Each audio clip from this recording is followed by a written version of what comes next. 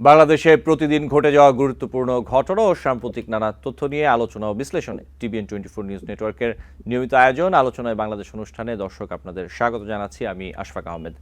আজকের অনুষ্ঠানে অতিথি হিসেবে আমাদের সাথে যুক্ত আছেন আবু আলম মোহাম্মদ শহীদ খান, সাবেক সচিব, এবং আমাদের সাথে আরও যুক্ত আছেন ডাক্তার সাজেদুল হক রুবেল, সম্পাদক, কেন্দ্রীয় কমিটি CPB। আপনাদের স্বাগত জানাচ্ছি আলোচনায় বাংলাদেশ অনুষ্ঠানে। আপনাদের সাথে আলোচনা শুরু করব, তার আগে কয়েকটি তথ্য আমি একটু দর্শকদের উদ্দেশ্যে তুলে ধরতে চাই। প্রথমে যে তথ্যটি তা হচ্ছে, প্রধান উপদেষ্টা অধ্যাপক ডক্টর মোহাম্মদ ইউনূস লুটপাট হওয়া সম্পদ ও অর্থ পুনরুদ্ধারের পর সেই সম্পদ ব্যবস্থাপনার লক্ষ্যে একটি তহবিল গঠনের জন্য সংশ্লিষ্টদের নির্দেশ দিয়েছেন। সোমবার ঢাকার ফরেন সার্ভিস একাডেমিতে আয়োজিত এক প্রেস ব্রিফিংয়ে প্রধান উপদেষ্টার প্রেস সচিব শফিকুল আলম বলেন যে লুটপাট হওয়া অর্থ ব্যবস্থাপনার জন্য একটি তহবিল গঠনের নির্দেশ দিয়েছেন প্রধান উপদেষ্টা, যা জনকল্যাণে ব্যবহার করা হবে। প্রেস ব্রিফিংয়ে বাংলাদেশ ব্যাংকের গভর্নর আহসান এইচ মনসুর বলেন, এই তহবিল বর্তমান আইন অনুযায়ী গঠিত হবে, তবে প্রয়োজনে তহবিল গঠনের জন্য আইন সংশোধন করা হবে।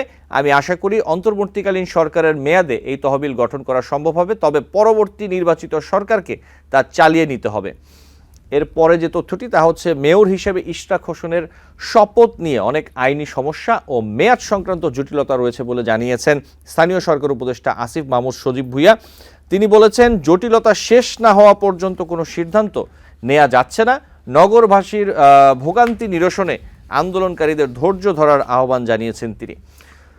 এরপর আরেকটি তথ্য তা হচ্ছে, মামলা থাকায় নুসরাত ফারিয়াকে গ্রেফতার করতে হয়েছে এবং নিরীহ কেউ কোনো অবস্থায় শাস্তির আওতায় আসবে না বলে মন্তব্য করেছেন স্বরাষ্ট্র উপদেষ্টা লেফটেন্যান্ট জেনারেল অবসরপ্রাপ্ত মোহাম্মদ জাহাঙ্গীর আলম চৌধুরী।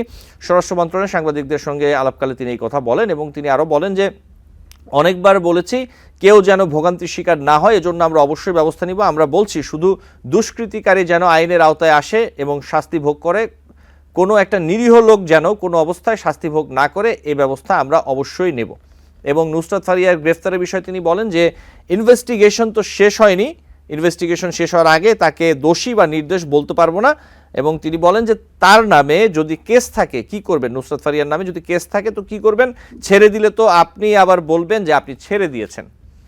এবং এরপর সবশেষ আরেকটি তথ্য একটু তুলে ধরি, তা হচ্ছে বর্তমান অন্তর্বর্তী সরকার গণতান্ত্রিক প্রক্রিয়ায় উত্তরণের জন্য প্রয়োজনীয় সব কিছুকে উপেক্ষা করছে। এর মাধ্যমে দেশ একটা অনিশ্চয়তার দিকে চলে যাচ্ছে। এমন অবস্থায় বাজেট বলুন আর অর্থনৈতিক নীতি কিছুই কাজ করবে না। আমির খসরু মাহমুদ চৌধুরী তিনি বলেছেন যে, বাংলাদেশকে গণতান্ত্রিক রূপান্তরের দিকে নিয়ে যাওয়ার জন্য প্রয়োজনীয় পদক্ষেপগুলো নেওয়া দরকার, এই সরকারের প্রধান দায়িত্ব। এই মুহূর্তে আমরা কোথায় যাচ্ছি, আগামী দিনে বাংলাদেশ কোথায় যাবে, এই সরকার কতদিন থাকবে, নির্বাচন কবে হবে, নির্বাচনের পরে বাংলাদেশ কোথায় যাবে, এই বিষয়গুলো সবার মনে কাজ করছে। এখানে আমরা কোনো নিশ্চয়তা দেখতে পাচ্ছি না। এই ছিল কিছু তথ্য। আমি আলোচনায় চলে যেতে চাই। শুরুতে একটু আবু আলম মোহাম্মদ শহীদ খান, আপনার কাছে আসি। এই যে ঢাকা দক্ষিণ সিটি কর্পোরেশনের মেয়র হিসেবে বিএনপি নেতা ইশরাক হোসেনের দায়িত্ব বুঝিয়ে দেয়া নিয়ে যা চলছে, আন্দোলন চলছে বিগত কয়েকদিন ধরে দেখতে পাচ্ছি, এবং আমরা যেটা দেখলাম যে স্থানীয় সরকার উপদেষ্টা আসিফ মাহমুদ সজীব ভুইয়া তিনি বলছেন যে এখানে আইনি সমস্যা ও মেয়াদ সংক্রান্ত জটিলতা রয়েছে। এই পুরো ঘটনাটি আপনি কিভাবে দেখছেন?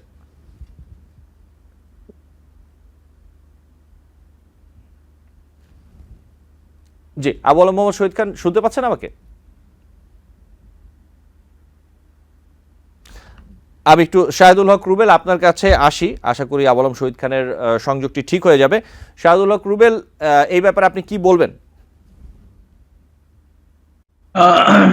ধন্যবাদ আশফাক ভাই এবং আমার সহযোদ্ধা আলোচক, সহ আলোচক শহীদ ভাই এবং TVN24 এর সকল দর্শকবৃন্দ, আপনাদের সবাইকে শুভেচ্ছা। আসলে ব্যাপারটি অত্যন্ত মানে হতাশা এবং একই সাথে বিরক্তিকর। আদালত তো রায় দিয়েছে, আদালতের রায়ের পর সে দায়িত্ব বুঝে নেওয়ার ব্যাপার রয়েছে। এখন একটা ব্যাপার আছে, মেয়াদের যে ব্যাপার রয়েছে। অতীতেও আমরা দেখেছি যে বিভিন্ন স্থানীয় পরিষদে, এমনকি ঢাকা সিটি কর্পোরেশনের মেয়রের ক্ষেত্রেও আমরা দেখেছি 5 বছর 6 বছর মেয়াদ পার হয়ে যাওয়ার পরও নির্বাচন না হওয়া পর্যন্ত সেই মেয়ররা দায়িত্ব পালন করতেন, 8 বছরও থেকেছেন। ঠিক আছে, এমনকি ইশরাক হোসেনের বাবা সাদিক হোসেন কোকাও, তিনিও 8 বছর মেয়াদে ছিলেন। ফলে এখন হচ্ছে ঢাকা দক্ষিণের উচ্চ আদালত যেখানে বলেছেন যে হচ্ছে আপনি দায়িত্ব নিতে পারেন, তো সেই দায়িত্বটা তাকে বুঝিয়ে দেওয়াটাই দরকার ছিল। কিন্তু সেটার ক্ষেত্রে এই যে গড়িমসি এবং এই যে নানান কথাবার্তাগুলো নিয়ে আসা হচ্ছে, এটি অত্যন্ত হচ্ছে গিয়ে হতাশাজনক। এবং আমি মনে করি শুধু হতাশা না, এর সাথে সন্দেহেরও ব্যাপার স্যাপার আছে, সন্দেহজনকেরও ব্যাপার স্যাপার আছে। আমরা ঢাকা উত্তরের প্রশাসক নিয়োগ দেখেছি, একজন হচ্ছে বেসরকারি প্রতিষ্ঠানে তিনি কাজ করতেন, তার কোনো ধরনের অভিজ্ঞতা নেই এবং তিনি সরাসরি প্রশাসকের দায়িত্ব নিয়ে এখন ঢাকা উত্তর সিটি কর্পোরেশনের দায়িত্ব পালন করছেন। এই ব্যাপারটি হচ্ছে একেবারে আমার কাছে খুবই মানে ব্যাপার। আমি এক জায়গায় বলেছিলাম এরকম যে ধরেন আমি সাধারণ ডেন্টাল সার্জন, সরকারি চাকরি করি না, আমার একটা প্রতিষ্ঠান আছে, সেই প্রতিষ্ঠানে আমি কর্ণধার, তো আমাকে হঠাৎ করে ঢাকা ডেন্টাল কলেজ প্রিন্সিপাল বানায় দেওয়া হতো। সবাই সবকিছু বাদ দিয়ে, আমার সরকারি চাকরি আমি কোনোদিন করিনি, আমি কোনোদিন প্রভাষক ছিলাম না, কোনোদিন হচ্ছে সেখানে অধ্যাপক ছিলাম না, আমাকে সেই কলেজের অধ্যক্ষ বানিয়ে দেওয়া হয়। সেরকম ভাবে উত্তর সিটি কর্পোরেশনে দেখা যাচ্ছে যে একদম হচ্ছে গিয়ে প্রশাসক নিয়োগ করে দেওয়া হলো। আবার বিপরীতে যে হচ্ছে জনগণের ভোটে নির্বাচিত বলে আদালত যেখানে ঘোষণা করেছেন, তাকে দায় দিতে হচ্ছে আমাদের দেখি যে স্থানীয় আমাদের যে হচ্ছে মন্ত্রণালয় রয়েছেন এবং উপদেষ্টা রয়েছেন, তারা হচ্ছে খুবই ব্যাপারটা নিয়ে গড়িমসি করছেন। তো সেক্ষেত্রে এটাকে আমি বলবো না এটা শুধু আইনগত জটিলতা, এটার পিছে হচ্ছে উদ্দেশ্য রয়েছে। উদ্দেশ্য জায়গা থেকেই হচ্ছে জায়গাটা করা হচ্ছে, সেটা খুব একটা উদ্দেশ্যটা পরিচ্ছন্ন নয়, এটা পরিচ্ছন্ন নয়। জি, শাহিদুল হক রুবেল, আপনাকে ধন্যবাদ। আমি একটু আবুল মোহাম্মদ শহীদ খান আপনার কাছে একই বিষয় নিয়ে আসি। কথা বলছিলেন শাহিদুল হক রুবেল এই বিষয় নিয়ে ঢাকা দক্ষিণ সিটি কর্পোরেশনের মেয়র হিসেবে বিএনপি নেতা ইশরাক হোসেনের দায়িত্ব বুঝিয়ে দেওয়ার যে বিষয়টি নিয়ে যা চলছে আর কি।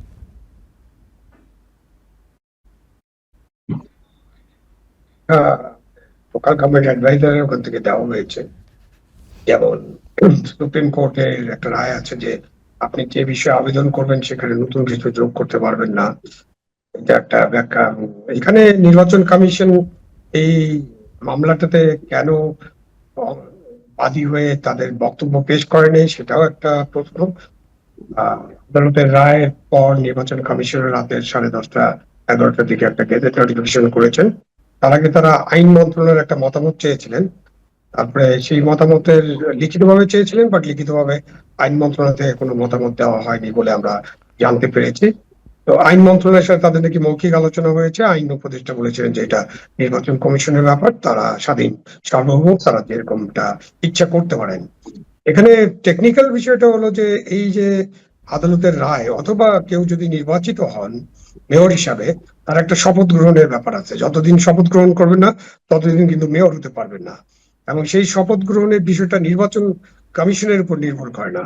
শপথ গ্রহণের বিষয়টা হচ্ছে লোকাল গভর্নমেন্ট মিনিস্ট্রি, স্থানীয় সরকার বিভাগ এবং উপদেষ্টা, প্রধান উপদেষ্টা দপ্তর। এখন যদি প্রধানমন্ত্রী থাকে তাহলে প্রধানমন্ত্রীর দপ্তর, রাষ্ট্রপতি শাসিত ব্যবস্থা থাকলে রাষ্ট্রপতির দপ্তর, রাষ্ট্রপতি, প্রধানমন্ত্রী, প্রধান উপদেষ্টা, এটাই তার শপথ পড়াতে পারবেন।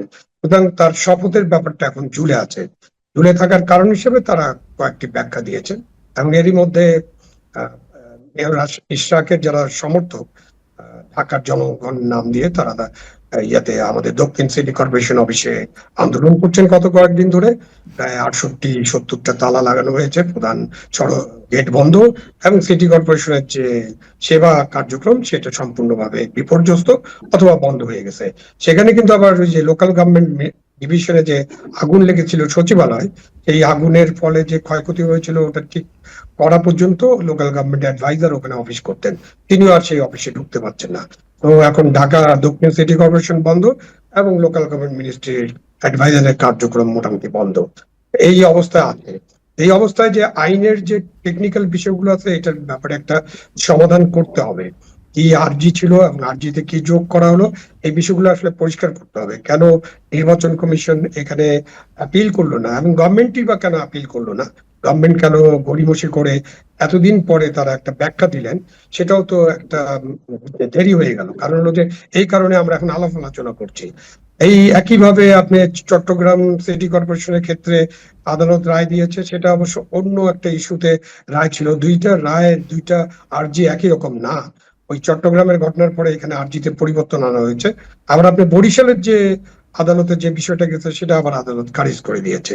তো একই দেশে নানান রকম আইনের প্রয়োগ বা রায় হচ্ছে, এবং বিচার বিভাগ তো স্বাধীন, তারা তাদের মতো করে রায় দিবেন। সরকারকে বুঝতে হবে যে তারা কিভাবে এই রায়গুলোর ব্যাপারে তাদের কার্যক্রম গ্রহণ করবেন। সেই ক্ষেত্রে সরকারের গড়িমসি আমরা দেখছি, বা সরকারি উদাসীনতা দেখছি, অথবা সরকার ঠিক মতো এটাকে ব্যাখ্যা করতে পারছেন না। মানে প্রথমেই তো ব্যাখ্যা করা উচিত ছিল।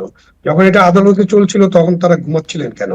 তখনই তো তারা আদালতে যে আজকে যে কথাগুলো বললেন, 12টা পয়েন্ট দিলেন আমাদের উপদেষ্টা মহোদয়, নিশ্চয়ই তাকে ব্রিফ করা হয়েছে। তিনি সবকিছু দেখে শুনে এই বিবৃতি বা ফেসবুকে তার একটা স্ট্যাটাস দিয়েছেন, পরে সাংবাদিকদের সাথে কথা বলেছেন। তো এই জিনিসটা সরকারের পক্ষ থেকে যখন এই মামলাটা চলছিল আদালতে, সেখানে পেশ করা হয়নি কেন? সেখানে তো সরকারের লোক থাকে, সরকারি উকিলরা থাকে, তাদের তো দায়িত্ব ছিল এই বিষয়টা নিয়ে সরকারের সাথে যোগাযোগ করা, এবং তাদের নিজ দায়িত্বে এই মামলাতে তাদের যা বক্তব্য সেই বক্তব্য পেশ করা, অথবা অ্যাটর্নি জেনারেল অফিসের সাথে তাদের যোগাযোগ করা। সব মিলে এটা একটা জগা খিচুড়ির মতো অবস্থা হয়ে গেছে। কি করছি, কি হতে পারে। এখন ধরেন যে আপনি ওই নির্বাচনগুলোকে 14, 18, 24-এর নির্বাচন এবং লোকাল গভর্নমেন্টের যা কিছু নির্বাচন হয়েছে, সব নির্বাচনগুলোকে আপনি যে বৈষম্য বিরোধী আন্দোলন বা তারও আগে আমাদের যে রাজনৈতিক দলগুলো ছিল, আওয়ামী লীগ এবং তার 14 দলের বাইরে, সবাই মিলে বলেছেন ওই নির্বাচনগুলো অবৈধ, ওগুলো নির্বাচনই হয়নি। এই নির্বাচনের ব্যাপারে বড় কোশ্চেন, এটা কোনো নির্বাচন ছিল না। তো এখন যদি আপনি ওই নির্বাচনের ফলাফলের ভিত্তিতে দ্বিতীয় ব্যক্তিকে আপনি মেয়র ঘোষণা করেন, তাহলে তো ওই নির্বাচনের বৈধতা দেওয়া হচ্ছে কিনা নাগরিক হিসেবে আমার এই প্রশ্নটা জাগে। এটার একটা উত্তর পেতে হবে। এখন যদি শুধু আপনি মেয়রকে বৈধতা দেন, তাহলে কাউন্সিলররা কি দোষ করছে? একটা সিটি কর্পোরেশন তো মেয়র এবং কাউন্সিলর নিয়েই তো সিটি কর্পোরেশন। তাহলে কাউন্সিলরদের যারা দ্বিতীয় স্থানে আছেন তাদের সকলকে আপনি নির্বাচনটা বৈধ করে নির্বাচনী ফলাফল অবৈধ এরকম একটা ঘোষণা দিয়ে আপনি তাদের দ্বিতীয় কে বা তৃতীয়কে বা চতুর্থকে আপনি ডিক্লেয়ার করে দিতে পারেন। তো একদম পুরোপুরি এটা গজা খিচুড়ি বা জগা খিচুড়ি, বা কি হচ্ছে এটা একটু বুঝতে হবে। এটা বেশ বেশ গভীর আলাপ আলোচনার দাবি রাখে। জি, আপনাকে ধন্যবাদ। আমি আপনার কাছে আসি আরেকটি প্রসঙ্গ নিয়ে, যে বিষয়টি নিয়ে আজকে বাংলাদেশে খুব বেশি আলোচনা হচ্ছে বিভিন্ন জায়গায়, বিশেষ করে সামাজিক মাধ্যমে আপনি দেখেছেন অবশ্যই, যে অভিনেত্রী নুসরাত ফারিয়াকে গ্রেফতার করা হয় এবং পরবর্তীতে আদালতে তোলা হয়। এবং এই বিষয়ে স্বরাষ্ট্র উপদেষ্টা লেফটেন্যান্ট জেনারেল অবসরপ্রাপ্ত জাহাঙ্গীর আলম চৌধুরী যা বলেছেন আমি একটু আগে বললাম, তারপর একটু তুলে ধরি। তিনি বলছেন যে তার বিরুদ্ধে মামলা রয়েছে, মামলা থাকার কারণে তাকে ধরা হয়েছে। এই বিষয়টি আপনি কি বলবেন? না, আপনি জাহাঙ্গীর আলম সাহেবটা বলছেন, আপনি একটু অন্য আরো দুজন কথা বলেছেন। একজন উপদেষ্টা হচ্ছে আমাদের সংস্কৃতি বিষয়ক উপদেষ্টা, জি তিনি কি বলেছেন এটাও বলেন। আর হাসনাত আব্দুল্লাহ মনে হয় কিছু বলেছেন, এটাও বলেন, তাহলে আমার আলোচনা করতে একটু সুবিধা হবে। জি জি, আমি বলছি আপনাকে। সংস্কৃতি উপদেষ্টা বলেছেন যে বিষয়টি বিব্রতকর, আমি যদি ছোট করে বলি। জি ভেরি গুড, বিব্রতকর। জি তো একজন উপদেষ্টা বলেন বিব্রতকর, আরেকজন উপদেষ্টা বলেন যে মামলা আছে এই জন্য গ্রেপ্তার করা হয়েছে, এবং আপনি তদন্ত হবে, তারপর উনি সুবিচার পাবেন। তদন্ত তো আপনার তো প্রাইমে ভিসি নামে একটা বিষয় আছে। আপনি মামলা করলে থানায় মামলা করেন আর কোর্টে মামলা করেন। প্রত্যেকটা মামলায় যারা পুলিশের কাজ করেন, যারা তদন্ত করেন, অথবা কোর্টে যারা ম্যাজিস্ট্রেট এবং জুডিশিয়াল অফিসারের দায়িত্ব পালন করেন, বা যারা জাজ থাকেন, তারা প্রত্যেকটা মামলা দেখলেই বুঝতে পারেন মামলাটা কিরকম, মামলাটার মধ্যে মেরিট আছে কিনা, মামলাটা আসলে সত্য কিনা, এটা তো বোঝাই যায়।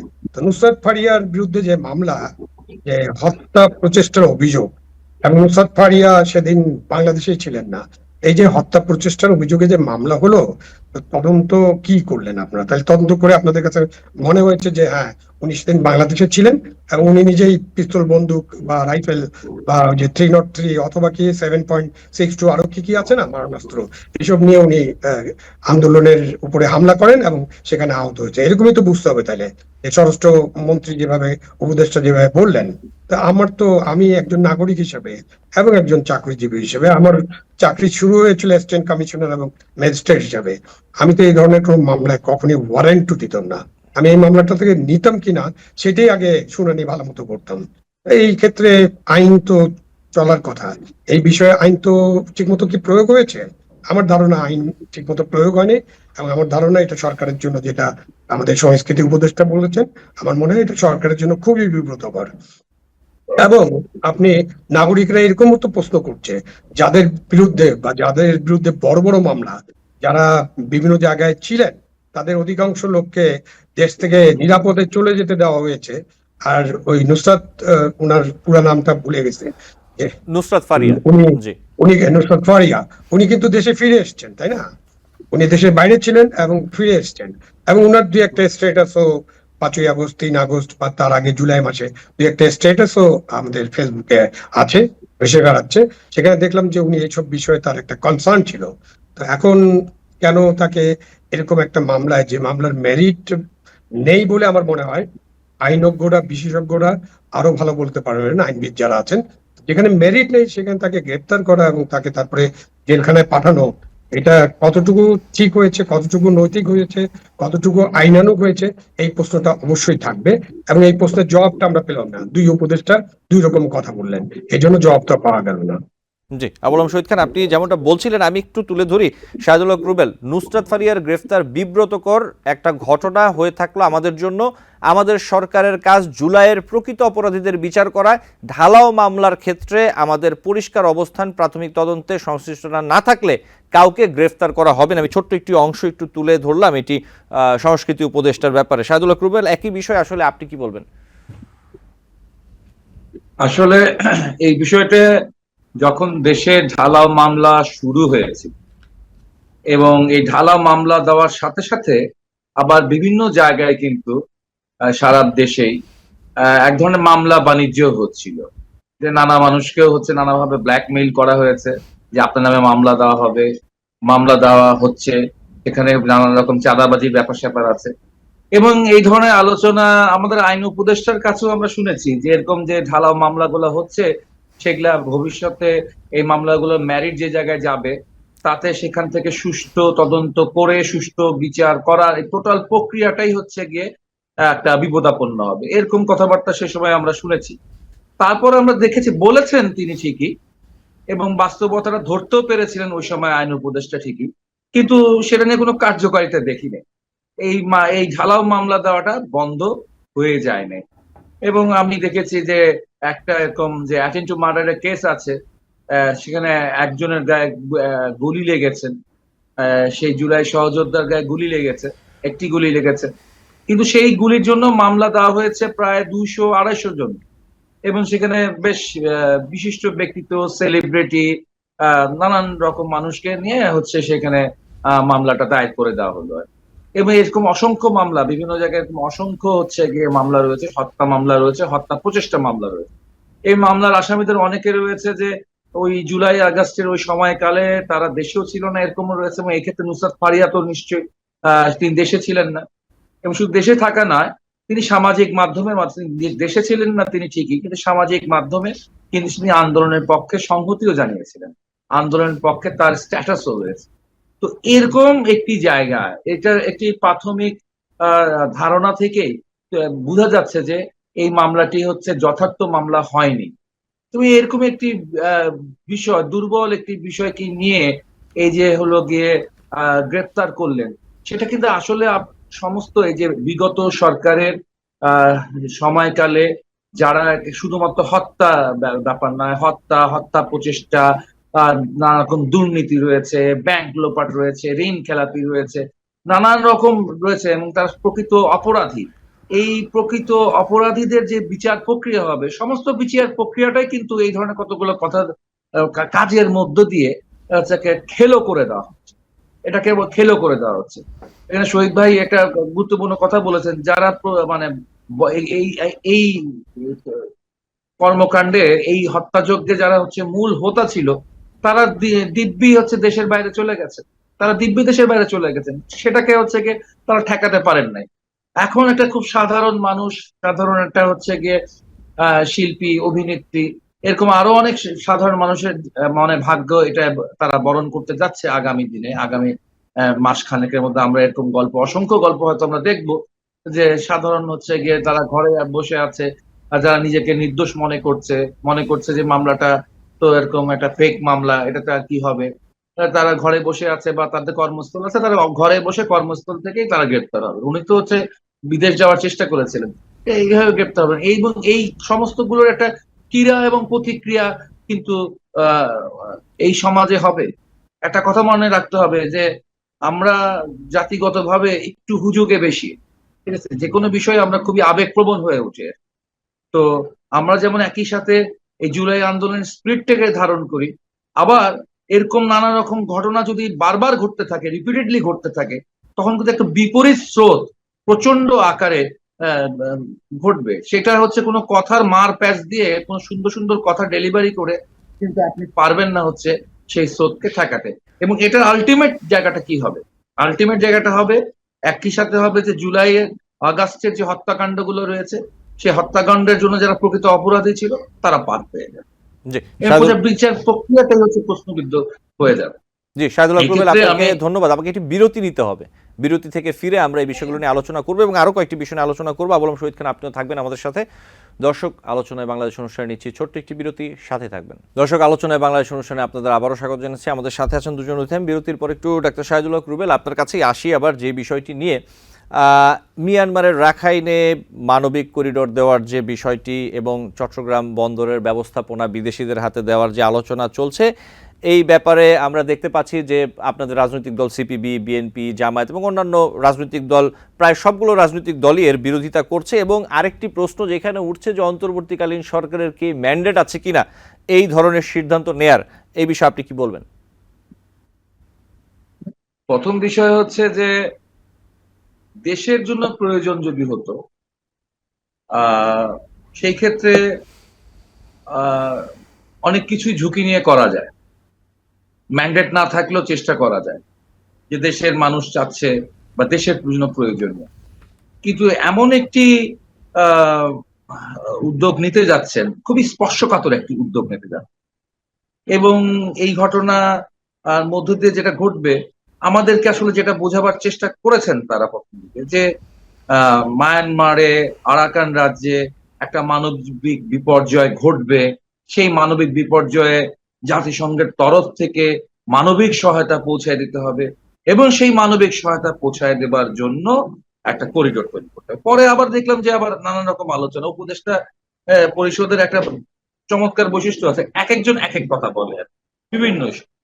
তারপর বললো না, এটা করিডোর না, এটা চ্যানেল, এইভাবে করে বিষয়টাকে ইয়া করা হলো। তো যদিও আপাতত 2-1 দিন ধরে দেখছি তারা খুব নিশ্চুপ, এই প্রশ্নে খুব বেশি কথাবার্তা বলছেন না। কিন্তু এই করিডোর গুলো যখন দেওয়া হয়, এই যে মানবিক সহায়তা করিডোর যে দেওয়া হয় পৃথিবীর যে দেশগুলোতে দেওয়া হয়েছে, সেখানে আসলে কি পরিণতি গুলা ঘটেছে, এবং তার চেয়ে বড় বিষয় আসলে মায়ানমারে কি ঘটছে আর আরাকানে কি ঘটছে, এই বিষয়টাকে আমাদের একটু বুঝতে হবে। আমরা গত কয়েক মাস আগে, এখন যিনি প্রতিরক্ষা বিষয়ক উপদেষ্টা, সেই সময় তিনি ছিলেন না, তিনি থাইল্যান্ডে গিয়েছিলেন একটা সামিটে। সেখানে আবার মায়ানমারের জান্তা সরকারের প্রতিনিধির সাথে আলাপ করেছেন। আলাপ করে তিনি আবার আমাদেরকে আশ্বাস দিয়েছিলেন যে মায়ানমার হচ্ছে লাখখানেক হচ্ছে রোহিঙ্গাদেরকে ফিরিয়ে নেবে। তখন আমরা প্রশ্ন করেছিলাম আমাদের পার্টির পক্ষ থেকে, ফিরিয়ে নেবেটা কোথায়? ফিরিয়ে নেবে আরাকান বা রাখাইন রাজ্যে, তো যার 95% দখলে চলে গেছে হচ্ছে বিদ্রোহী আরাকান আর্মির দখল। তো সেখানে হচ্ছে জান্তা সরকার কোথায় এদেরকে নিয়ে যাবে? তো তখন এই প্রশ্নটা হচ্ছে সেভাবে করে ভাসেও নাই। কিন্তু এই প্রশ্নটা কমিউনিস্ট পার্টির মনে শুধু না, অনেক চিন্তাশীল ব্যক্তির মনে ব্যাপারটা ছিল যে উনি কি আমাদের সাথে ফার্স্ট খেলছেন না। তারপর দেখলাম যে এখন পরিস্থিতি আবার আরেক জায়গায় আসছে। এখন আবার জান্তা সরকারের সাথে খেলাটা না, এখন তারা খেলার চেষ্টা করছেন আরাকান আর্মির সাথে। এবং আরাকান আর্মির সাথে যখন খেলবেন, তখন পরিস্থিতি কি হবে? এই আরাকান আর্মিটা শুধু আরাকান আর্মি না, শুধু আরাকান বিদ্রোহীরা এখানে না, এর পিছে কে আছে? এটা বহুত আগে থেকেই তো আমরা বার্মা অ্যাক্টের কথা জানি। আমরা বহুত আগে থেকে জানি যে হচ্ছে আমেরিকার একটা সিদ্ধান্ত রয়েছে, তাদের সিদ্ধান্ত রয়েছে তারা জান্তা সরকারকে মানে উৎখাত করবেন, এবং তার জন্য তারা এখানে বিদ্রোহীদেরকে ট্রেনিং দিচ্ছেন, অস্ত্র দিচ্ছেন, এবং তারা রীতিমতো বার্মা অ্যাক্ট পাশ করেই অগ্রসর হচ্ছেন। এবং তাদের পিছনে আরো রাজনীতি রয়েছে, আরো ভূ রাজনৈতিক ব্যাপার স্যাপার রয়েছে। সেখানে চীনকে ঘিরে ফেলার ব্যাপার রয়েছে। চীনের হচ্ছে গিয়ে মিত্র, পুরনো মিত্র হচ্ছে এই মায়ানমারের জান্তা সরকার। মায়ানমারের কেন্দ্রের যে সরকার আছে সেটা চীনের পুরনো মিত্র, এবং চীন ইতিমধ্যে রিয়াক্ট করেছে। এবং অনেক বছর পর এই মায়ানমার জান্তা সরকারের রাষ্ট্রপতির সাথে আপনার সি জিনপিংয়ের বৈঠক হয়েছে, চায়না রাষ্ট্রপতির বৈঠক হয়েছে, এবং রাশিয়াও সাথেও তাদের বৈঠক হয়েছে। অর্থাৎ চীন রাশিয়া এই প্রশ্নে কিন্তু ইতিমধ্যে সক্রিয় হয়ে উঠেছে। অর্থাৎ একদিকে আমেরিকান মদতপুষ্ট আরাকান আর্মি, আরেকদিকে চীন রাশিয়ার সমর্থিত হচ্ছে মায়ানমারের জান্তা সরকার। অর্থাৎ দুইটা সুপার পাওয়ার এই ইস্যুতে মুখোমুখি। এবং যখন এখানে ইস্যুতে মুখোমুখি হয়, তখন বুঝতে হবে এখানে একটি ছায়া যুদ্ধ বা একটা প্রক্সি ওয়ার হচ্ছে আসছে, এবং সেই প্রক্সি ওয়ারের ক্ষেত্র হতে যাচ্ছে আমাদের মাতৃভূমি, আমাদের বাংলাদেশ। কি কারণে হঠাৎ করে আমরা দেখলাম Sheikh Hasina mother of humanity হওয়ার চেষ্টা করেছিলেন রোহিঙ্গাদেরকে নিয়ে, এবং প্রচারও হয়েছে মাদার অফ হিউম্যানিটি। এখন আমাদের হচ্ছে প্রধান উপদেষ্টা ফাদার অফ হিউম্যানিটি হতে গিয়ে আমার পুরো বাংলাদেশকে একটা হচ্ছে প্রচন্ড রকমের বিপদের মধ্যে ফেলে দেওয়ার চেষ্টা করছেন। এবং এটি আমরা মনে করি বাংলাদেশের মানুষ এবং বাংলাদেশের যে হচ্ছে ক্রিয়াশীল যে রাজনৈতিক দলগুলো এই আগস্ট অভ্যুত্থানের উত্তরকালে এখনো যারা ক্রিয়াশীল রয়েছে, তারা সকলেই এই বিষয়টির ঘোরতর বিরোধী। এবং একই সাথে দেখবেন যে আমরা একটা প্রশ্ন উঠে যে হচ্ছে পরিবেশ তো সব জায়গায়, সমস্ত উপকূলগুলোতেই, সমস্ত দ্বীপগুলোতেই কিন্তু হচ্ছে পরিবেশ বিপর্যয় ঘটছে। হঠাৎ করে প্রবাল দ্বীপ সেন্ট মার্টিন রক্ষা করবার জন্য সরকার খুব হার্ড লাইন নিয়ে নিলেন। অনেক ক্ষেত্রে তো হার্ড লাইন নিতে পারলেন না, পলিথিন নিষিদ্ধ করার পরও বাজারে চলেন, সব জায়গায় পলিথিন বিক্রি হচ্ছে, সব জায়গায় পলিথিন আছে। অনেক জায়গায় পরিবেশের ব্যাপারে আসলে কিছুই করা হয়নি, খালি মুখে মুখে ঘোষণা হচ্ছে, আইন করা হচ্ছে, ইত্যাদি ইত্যাদি হচ্ছে। নদী দখল হয়ে যাচ্ছে, পুকুর দখল হচ্ছে, সব দখল হয়ে যাচ্ছে। তো সেরকম গোটা বাংলাদেশেই হচ্ছে পরিবেশের এই পরিস্থিতির মধ্যে সবচেয়ে বেশি হার্ড লাইন হলো সেন্ট মার্টিনকে নিয়ে। এবং এই সেন্ট মার্টিন ছাড়াও সেন্ট মার্টিন আর টেকনাফের মাঝখানে শিয়ালখালী বলে একটি দ্বীপ রয়েছে, সেই দ্বীপটিকে ঘিরেও হচ্ছে নানা রকম সাজরব রয়েছে। এরকম ভাবে যে একটি হচ্ছে রহস্যজনক এবং ভয়ার্থ একটা পরিস্থিতি তৈরি করা হচ্ছে, এইটা করবার জন্য তো হচ্ছে গিয়ে এটা যদি দেশের জন্য খুবই প্রয়োজন হতো, তাহলে জাতীয় ঐক্যমত্য কমিশনের যেমন বৈঠক হচ্ছে আজকে, যেমন ভাবে হচ্ছে যে শুধুমাত্র ওই প্রবাসী ভোটাররা ভোট দেবে কি হবে সেটা নিয়ে ঘন্টার পর ঘন্টা রাজনৈতিক দলগুলোর সাথে বৈঠক হয়েছে কয়েকদিন আগে। তো এইরকম একটি বিষয়কে নিয়ে হলো কোনো বৈঠকের তাদের প্রয়োজন নাই। বন্দরের ব্যাপারে তাদের কথা বলবার কোনো প্রয়োজনই নেই নাকি, তাদের নাকি ম্যান্ডেট আছে, এবং তারা যা কিছু তাই করার নাকি ম্যান্ডেট আছে। এবং এই ম্যান্ডেট আছে এই কথাটা বলাটাই হচ্ছে একটা অডাসিটি। এবং এই এই ঘটনাটা হচ্ছে তাদের যে অধিকার রয়েছে সেই অধিকারে অনাধিকার চর্চা করছে। আমার মতে যে একটা ইলেকটেড গভর্নমেন্ট থাকলেও সেই ইলেকটেড গভর্নমেন্টও ভয় পেয়ে যেত। ঠিক আছে, একদিকে তার একটা ব্যাপার আছে যে মার্কিন যুক্তরাষ্ট্র এক বিশাল মোড়ল, সেই মোড়লের সহানুভূতি সে পেয়ে যাবে। তার শাসন এটা যে কোনো নির্বাচিত সরকার হোক অনির্বাচিত সরকার হোক, তাদের এটা লোভ থাকতেই পারে, তাদের শাসন ক্ষমতাকে দীর্ঘায়িত করার জন্য লোভ থাকতেই পারে। কিন্তু সে লোভ থাকলেও আমার মনে হয় অন্য যে কোনো নির্বাচিত সরকার কিন্তু একটু ভাবতো, একটু তারা হচ্ছে গিয়ে ন্যাশনাল কনসাসনেস তৈরি করবার চেষ্টা করত। কিন্তু ন্যাশনাল কনসাসনেস চেষ্টা না করে এই ধরনের যে উদ্যোগ নেওয়া হচ্ছে, এই উদ্যোগকে শুধু হচ্ছে গিয়ে সমালোচনা করা আমার মধ্যে দায়িত্ব না। যে কোনো দায়িত্বশীল মানুষের এটা আজকে প্রতিরোধ করা দরকার, প্রতিবাদ করা দরকার। এবং আমরা বাংলাদেশের কমিউনিস্ট পার্টি এই বিষয়টিকে খুব সিরিয়াসলি গ্রহণ করেছি, এবং আমরা সারা দেশব্যাপী 23 তারিখ এবং 24 তারিখ বাংলাদেশ সারা দেশব্যাপী আমরা হচ্ছে এটা বিক্ষোভ সমাবেশ করছি। এবং আমাদের মতে এবং আমাদের অনেক শুভাকাঙ্ক্ষীরা যারা বলছে যে আমরা এক সময় এই চট্টগ্রামে কিন্তু একটা কন্টেইনার পোর্ট তৈরি করবার বিষয় ছিল। এসএসএ কোম্পানি নামে মার্কিন যুক্তরাষ্ট্রের একটা কোম্পানির কাছে এরকম হচ্ছে চুক্তিও হয়ে গিয়েছিল, এসএসএ কোম্পানির চুক্তিও হয়ে গেছিল, এবং সেটি বিএনপির আমলে হয়েছিল। তখন আমরা এই চট্টগ্রাম অভিমুখী বন্দর অভিমুখী লং মার্চ করেছিলাম জাতীয় স্বার্থে তেল গ্যাস রক্ষা বিদ্যুৎ বন্দর কমিটির ব্যানারে। এবং লং মার্চের মধ্যে এবং ধারাবাহিক আন্দোলন সংগ্রামের পর একই সাথে আমরা আইনগত লড়াই লড়েছি এসএসএ কোম্পানির বিরুদ্ধে।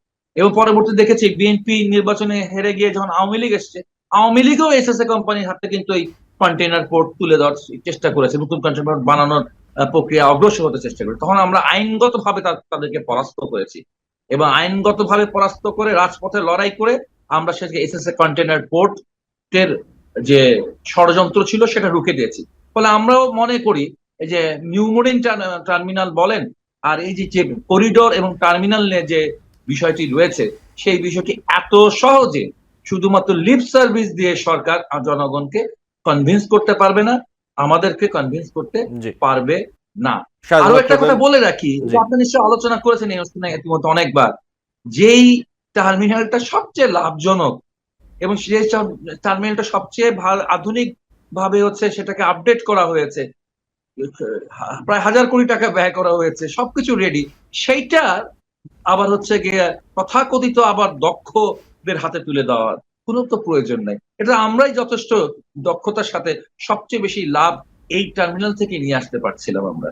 সেখানে যে আমার প্রধান উপদেষ্টার যে বক্তব্য, যে ব্যাখ্যা, সে কোনোটাই হচ্ছে গিয়ে আমরা গ্রহণ করছি না।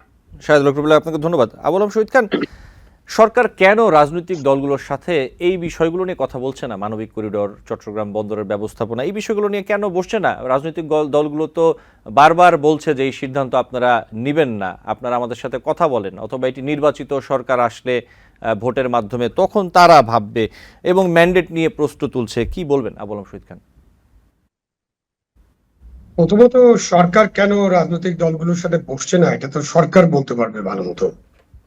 আমার মনে হয় যে আমি সরকার যা দেখলাম গত 54 বছর ধরে বা তারও আগে, যখন একটু কিশোর বয়সে দেখলাম, সরকারে যারা থাকেন তারা তো অন্যান্য রাজনৈতিক শক্তি, অন্যান্য দল গোষ্ঠী বা স্টেক হোল্ডার, তাদের সাথে কথা বলতে চান না, বলেন না আর কি।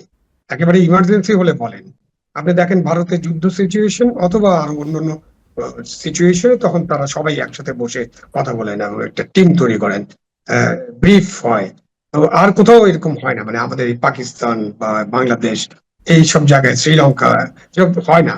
তো সুতরাং সরকার ওই আগের মতোই 5ই আগস্টের যে গণ অভ্যুত্থান, জনগণ অভ্যুত্থান, তার মধ্য দিয়ে সরকারের যে পরিবর্তন, মানে সরকারের অঙ্গভঙ্গি কিংবা মতভঙ্গি অথবা তাদের পরিচালনার ক্ষেত্রে যে পরিবর্তন প্রত্যাশিত ছিল নাগরিকদের, সেই পরিবর্তন হয়নি। সুতরাং আমি সরকারে আছি, সিদ্ধান্ত নেওয়ার দায়িত্ব আমার, আমি যেভাবেই থাকি না কেন। আমি একটা না, অন্তর্বর্তীকালীন সরকার, আমাকে জি, কোর্টের মাধ্যমে আবুল আলম শহীদ আপনারা, খান, বিষয়টা এই জায়গায়, এটি তো অন্তর্বর্তীকালীন সরকার, এটি তো কোনো হ্যাঁ নির্বাচিত তো সরকার নয়। অন্তর্বর্তীকালীন জি, সরকারও তো সরকার। আপনি এই এই যারা আজকে কথা বলছেন, আমরা সবাই এই ফ্যাসিবাদী একটা দল এবং তার সহযোগীরা বাদে বাকি সবাই তো সমর্থন করেছেন। তারা তো ইয়াতে ছিলেন, তারা যখন শপথ নেন সেখানে উপস্থিত ছিলেন। সুপ্রিম কোর্টে এটা রেফারেন্স হতো, সেখান থেকে রেফারেন্স এই শপথ নেওয়া যাবে এরকম করা হয়েছে, পার্লামেন্ট ভেঙে দেওয়া হয়েছে। সুতরাং এই সরকার তো সরকার, অন্তর্বর্তীকালীন সরকার, মানে কম সময়ের সরকার, সেটা ঠিক আছে। সুতরাং সরকার এরকম ভাবছেন যে আমাদের উপর সব দায়িত্ব, এবং সে কারণে তারা হয়তো রাজনৈতিক দলগুলোর সাথে আলোচনা করছে না। সেটা সরকারের একটা ভুল, এটা অবশ্যই একটা ভুল, এবং এটা সীমাবদ্ধতা, এটা চিন্তার সীমাবদ্ধতাও হতে পারে। তো সুতরাং তাদের আলাপ আলোচনা করা উচিত। এখন এইরকম ইস্যুতে করিডোর নাম দেন, ওনারা এখন করিডোর বলেন না, প্রথমে চ্যানেল, করিডোর বলে ফেলছিলেন পররাষ্ট্র উপদেষ্টা, এখন তারা বোধহয় চ্যানেল বলেন চ্যানেল। কিংবা প্যাসেজ বলেন, এরকম একটা নাম দিয়েছেন আর কি। আচ্ছা, আপনি আপনি এটা পরিষ্কার করি একটু, করিডোর, চ্যানেল অথবা প্যাসেজ, এগুলো তো ইংরেজি শব্দ। এটা তো সুবিধা, এখন তো আমাদের দেশে আন্দোলনে সব ইংরেজি শব্দ ব্যবহার হয়, লকডাউন ও মুক্তমুখ। মাঝখানে অবশ্য ঠান্ডা মান্ডা কি কি শব্দ ব্যবহার হচ্ছিল, বোতল, তারপরে মূলা, এসব এসব ব্যবহার হচ্ছে গত কয়েকদিন আগে। বাট আন্দোলনের সময় ইংরেজি শব্দ ব্যবহার হচ্ছে, এবং ইংরেজি শব্দ এগুলোর প্রত্যেকটা অক্সফোর্ড ডিকশনারিতে এগুলোর ডেফিনিশন আছে, সেম জিনিস। আপনি এটা প্যাসেজ বলেন, মানে একটা প্যাসেজ যেখান দিয়ে আপনি এই সহায়তা পৌঁছাবেন। আর যখন মানবিক করিডোরের কথা বলে, এগুলো তো অনেক পুরাতন। এটা এখন থেকে ধরেন আরো 80 বছর আগে, ওই যে 38-39 সালে ওই নাৎসি বাহিনীরা যখন যুদ্ধ করছিল, তখন আপনি ইহুদি শিশুদেরকে নিয়ে যাওয়ার জন্য একটা মানবিক করিডোর স্থাপন করা হয়েছিল। তারপরে তো আমরা গত 90 দশকে বা 2000 সালে আমরা দেখেছি বিভিন্ন জায়গায় করিডোর, মানবিক করিডোর বলা হয়। এই করিডোরের ব্যাখ্যাতে যখন বলা হয়, তখন বলা হয় যে যেহেতু লোকজন বিপদে আছে, একটা যুদ্ধ চলছে, এই সময় ওখানে খাদ্য সাহায্য পৌঁছানো দরকার, আপনার ঔষধপাতি পৌঁছানো দরকার, রসদপত্র পৌঁছানো দরকার, সেই কারণে এই মানবিক করিডোর। বাট এটার অম্লমধুর অভিজ্ঞতা আছে, কিছু অভিজ্ঞতা ভালো, কিছু অভিজ্ঞতা খুব খারাপ। এই করিডোরের উপরে হামলা হতে পারে, যে পক্ষ, এখানে পক্ষ তো তিনটা হয়ে যাবে এখন। বাংলাদেশ একটা পক্ষ, যারা জাতিসংঘের তত্ত্বাবধানে কাজটা করতে চায়, মানে তাদের একটা নীতিগত সিদ্ধান্ত আছে এখন, যেটা নিয়ে তারা আলোচনা করেন নাই, সেটা তো একটা আরেকটা বিষয়। আর একটা পক্ষ হচ্ছে যে মিয়ানমারে যে গভর্নমেন্ট আছেন, জান্তা সরকার, তারা একটা পক্ষ। আরাকান আর্মি একটা পক্ষ। আরাকান আর্মিকে পক্ষ হিসেবে মিয়ানমার সরকার তো মানবে না, কারণ আরাকান আর্মি তো, আরাকান তো কোনো স্বাধীন রাষ্ট্র না। এবং আরাকান আর্মি তো নিজেরা স্বাধীনতা চাচ্ছে না এখন পর্যন্ত, তারা চায়, স্বায়ত্তশাসন চায়। সুতরাং আরাকান আর্মিকে যারা সহায়তা করছেন তাদেরকে হয়তো পক্ষ বানাতে পারেন, নাও বানাতে পারেন। এখন আপনি যে সহায়তাটা করবেন, এই সহায়তার নামে ওই যে অল্প বিদুর অভিজ্ঞতা আছে না, সেই তিতা অভিজ্ঞতাটা যদি আমরা চিন্তা করি, তখন এখান থেকে অস্ত্র যেতে পারে, এখান থেকে ড্রাগ পাচার হতে পারে, নানান কিছু হতে পারে। তো এটা বিগ চ্যালেঞ্জ। আপনি এই বিগ চ্যালেঞ্জটা নেওয়ার আগে অবশ্যই আপনি স্টেক হোল্ডারদের সাথে কথা বলবেন, এটা স্বাভাবিক। এখন বোধহয় এই আলোচনাটা একটু থিতিয়ে গেছে। কেউ কেউ বলেন, অনেকে বলেন, যেটা একটু আগেই একটা বলা হলো না, যে আমরা আমাদের একটা দ্বীপে যাওয়া আসা সব বন্ধই করে দিলাম, পাশের একটা দ্বীপে কি কি হচ্ছে জানি। এরকম অনেক গুজব আছে, আমরা অনেক কিছু জানতে পারছি না। বাট অনেকে বলেন যে এই কাজটা শুরু হয়ে গেছে, কাজটা চলছে। তো এই যে কাজটা চলছে বা কাজটা যদি আপনি করেন, তার যে একটা বড় রিস্ক আছে, সেই রিস্কটা আপনি ভূ রাজনৈতিক পরিস্থিতি বিবেচনা করে রিস্কটা আপনি অ্যাসেস করেছেন কিনা। অ্যাসেস করে থাকলে আপনার অবশ্যই এই অন্তর্বর্তীকালীন সরকারের দায়িত্ব হচ্ছে, দায়িত্ব মানে উচিত না, আমি বলছি দায়িত্ব হচ্ছে বিভিন্ন রাজনৈতিক দল স্টেক হোল্ডারদের সাথে আলাপ আলোচনা করে এই বিষয়ে একটা ঐক্যমত্যে পৌঁছা, তারপরে আমরা ঐক্যমত্যভাবে সিদ্ধান্ত নিব। আসুক যা আছে, আমরা সবাই মিলে সিদ্ধান্ত নিয়ে যদি কিছু খারাপ কিছু ঘটে সেটার জন্য আমরা রেডি থাকবো, যদি ভালো কিছু হয় আমরা তো মানবিক সহায়তা দিতেই চাই সব জায়গায়। আমরা আমরা কেন দেব না, অবশ্যই দেব। এই করিডোরের ব্যাপারে বা প্যাসেজ বা চ্যানেলের ব্যাপারে এইটুকুই হলো নাগরিক হিসেবে আমার বক্তব্য। জি, আপনাকে ধন্যবাদ শাহিদুল হক রুবেল। আমাদের সময় কম, আমি একটু আসি একজনের একটি বক্তব্য দিয়ে আপনার কাছে আসি। বিএনপির স্থায়ী কমিটির সদস্য আমির খসরু মাহমুদ চৌধুরী তিনি বলেছেন যে, অনেকগুলো কথাই বলেছেন, আমি অনুষ্ঠানের শুরুতে বলছিলাম, সেখান থেকে একটি অংশ তুলে ধরি। সেটি হচ্ছে দেশ অনিশ্চয়তার দিকে চলে যাচ্ছে। আপনি একজন রাজনীতিক হিসেবে আপনি কি মনে করেন যে অন্তর্বর্তীকালীন সরকার এই যে বিষয়গুলো নিয়ে আমরা আলোচনা করছিলাম, স্বচ্ছতা অথবা স্পষ্টভাবে বিষয়গুলো দেশের মানুষকে অথবা রাজনৈতিক দলগুলোকে বলছে অথবা বোঝাতে পারছে, নাকি কোনো অনিশ্চয়তা দেখতে পাচ্ছেন আপনি? আমির খসরু সাহেব তার দৃষ্টিভঙ্গিতে বলেছেন, আর আমরা আমাদের দৃষ্টিভঙ্গিতে যা দেখছি তা হচ্ছে, যা এই সরকার করার দায় দায়িত্ব নেই, এই সরকারের লেজিটিমেসি নেই। যে সুপ্রিম কোর্টের যে রায় 106 অনুচ্ছেদ তাকে দিয়েছে শুধুমাত্র রুটিন ওয়ার্ক বা নির্বাহী কাজ পরিচালনা করবার জন্য, সে তার দায় বা তার এখতিয়ার বহির্ভূত অনেকগুলো বিষয় হাতে নিয়ে যাচ্ছে। তার যে মৌলিক কাজটি ছিল বা জনগণের যে প্রত্যাশাটা ছিল যে বাংলাদেশের গণতান্ত্রিক রূপান্তরে এই একটা ঐতিহাসিক দায়িত্ব পালন করবে এই অন্তর্বর্তীকালীন সরকার, এই জনগণের প্রত্যাশাটা প্রতিদিন নষ্ট হচ্ছে এবং আস্তে আস্তে খুবই ফিকে হয়ে গেছে। ফিকে হয়ে গেছে এবং শুধু অনিশ্চিত না, এখন হচ্ছে গিয়ে ব্যাপারটা মানে জনগণ নিশ্চিত হচ্ছে যে আমরা কি হচ্ছে এইভাবে করে আর হয়তো চলা সম্ভব না, এই জায়গায় জনগণ পৌঁছে যাচ্ছে। এখন পর্যন্ত আমরা বলতে চাই যে এই সরকার সকল রাজনৈতিক দলের সমর্থন আছে বলেই এই অন্তর্বর্তীকালীন সরকার গঠিত হয়েছিল এবং অন্তর্বর্তীকালীন সরকার চলছে। সরকারকে এটা মনে রাখতে হবে এবং মনে রেখেই ওই 106 অনুচ্ছেদ অনুযায়ী রাষ্ট্রপতির কাজে সহায়তার জন্য যে উপদেষ্টা মণ্ডলী গঠিত হয়েছিল, সেই কথাটা স্মরণ করেই তাদেরকে সামনের দিকে অগ্রসর হতে হবে।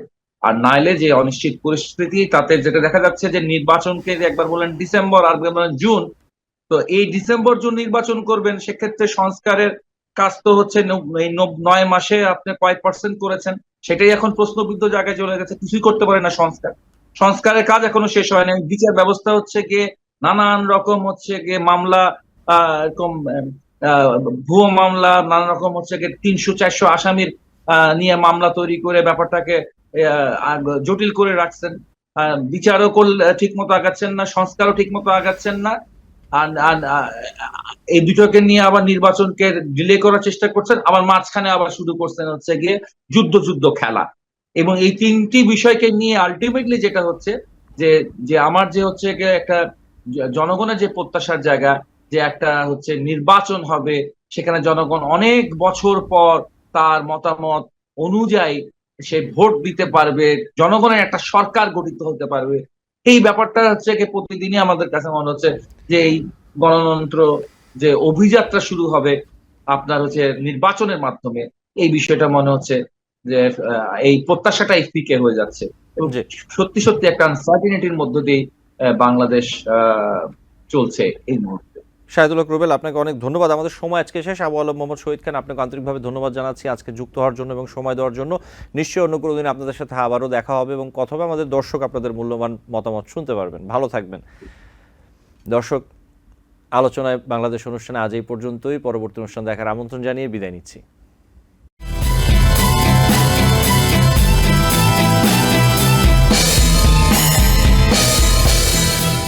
TBN 24 টেলিভিশন দেখতে আজই কল করুন 7187776556। লগ ইন করুন www.totalcablebd.com। নিউ ইয়র্ক থেকে সম্প্রচারিত TBN 24 টেলিভিশন বিশ্বজুড়ে বাঙালির কণ্ঠস্বর।